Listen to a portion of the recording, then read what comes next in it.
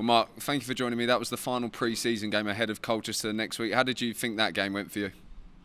I thought it was a good test against a Bury team that are trying to impress the manager themselves. It was a different type of game to what we've had over the course of pre-season.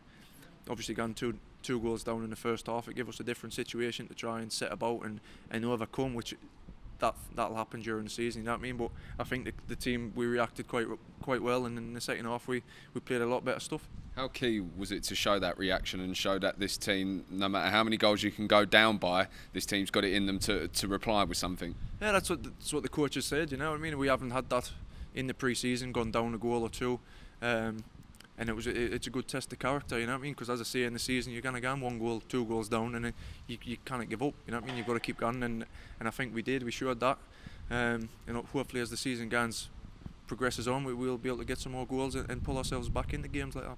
How important are goals for you in pre-season? No matter how beautiful or scrappy they are, a goal's a goal at the end of the day, isn't it? And it must do your confidence well, especially a week before the start of the season. Yeah, it's great. I mean, as a striker, you want to score, like you say, whether it's a tap in or a 30-yard or whatever it is. A goal's a goal. So to get one with the season starting next week, it's always good for my personal confidence, and we'll look to build on that now. How important is it to remain level-headed, though, especially with results like this in pre-season? You know, the gaffer's always emphasised that it's about the fitness and being prepared for that first game of the season. Yeah, pre-season results, they're not the be-all and end-all.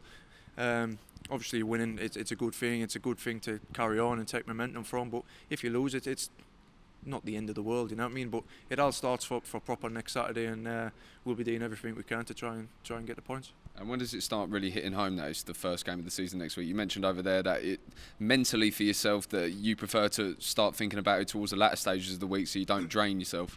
Yeah, for me, you can't be sitting there come Sunday morning, Monday morning thinking, it's starting. Like, you know what I mean? You work yourself up too much. We come in Monday, I'm sure we'll start working on maybe what we're going to do on Saturday, you know what I mean? But it's you can't put too much pressure on it too yet, and I feel near the back end of the week you really start to zone in and realise that the game it's a proper game, and there's 3 points up for grabs, which is what we play football for. Is that something that you've learned to do over the years and using your experience from different clubs and different scenarios that you've been involved in? Yeah, maybe it is, you know. There's maybe years gone past where I've been sitting 2 weeks into pre-season thinking, it's coming, it's close, and it doesn't do you any favours for me, you know what I mean? You've got to stay calm and just come into training and do the work and make sure you fully understand what is asked of you, but don't put too much pressure on yourself early on in the week, because it drains you.